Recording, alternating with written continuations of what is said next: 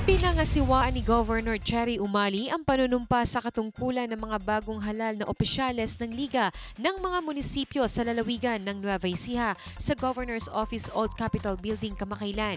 Ayon kay Mayor Blueboy Abesamis ng bayan ng Peñaranda, mula sa 27 punong bayan sa lalawigan, 22 mayors ang dumalo noong nakaraang linggo sa naganap na botohan kung saan sa bilang na 22 boto ay muli itong nahalal bilang presidente ng Liga.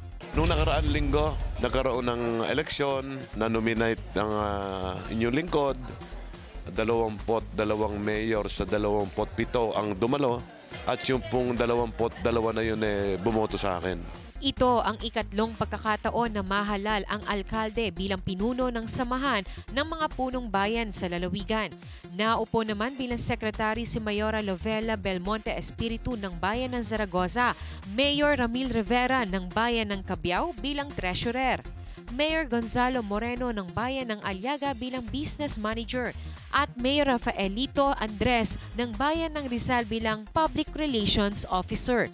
Nahalal naman bilang mga board of directors ng samahan sa District 1 sina Mayor Florida Esteban ng bayan ng Cuyapo at Mayor Nervi Martinez ng bayan ng Talavera. Para sa District 1 ay sina Mayor Roberto Agdipa ng bayan ng Pantabangan at Mayor Quintino Caspillo Jr. ng bayan ng Talugtog. Para sa District 3 ay sina Mayor Ricardo Padilla ng bayan ng Bongabon at Mayor Librado Santos ng bayan ng General Mamerto Natividad. At para sa District 4 ay sina Mayor Ferdinand Bote ng bayan ng General Tino at Mayor Arvin Salonga ng bayan ng San Antonio. Ang pagbuo ng samahan ng mga munisipyo ay itinatakda ng batas sa Local Government Code upang pagbuklurin ang bawat bayan para sa pagbuo at pagsasagawa ng mga proyekto at programang may kapakinabangan sa bawat mamamayan. Sinabi din ni LMP Nueva Ecija President Blueboy Abesamis na mahalaga na ang bawat punong bayan ng probinsya ay nagkakaisa at nagkakatulungan para sa mas ikauunlad, hindi lamang ng kanya-kanyang bayan kundi maging ng buong lalawigan. Ito ay importante at nang sa ganon nagkakaisa ng isip at damdamin ang mga mayor sa ating lalawigan. Nagkakaroon ng mga palitan ng mga magagandang mga programa na po pwedeng isalin sa ibang bayan. Kaya yun ang isang kainaman nitong nabuo itong ligang ito ng mga mayor sa Nueva Ecija. Dagdag nito, isa sa prioridad ng Liga ay ang pagbubukas ng mga interconnecting roads ng mga bayan para sa mas mabilis at magandang daloy ng pagbiyahe ng kanilang mga produkto sa kalapit na lugar.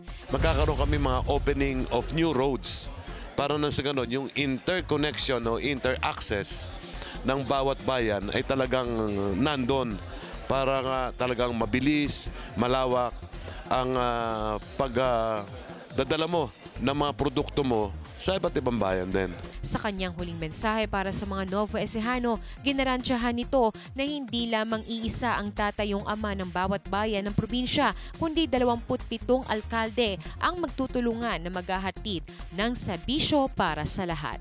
Doon naman sa mga kaprobinsya ko, mga Nuevo Ecijanos, maasahan niyo po na malaki dahil medyo maikting po yung tulungan namin.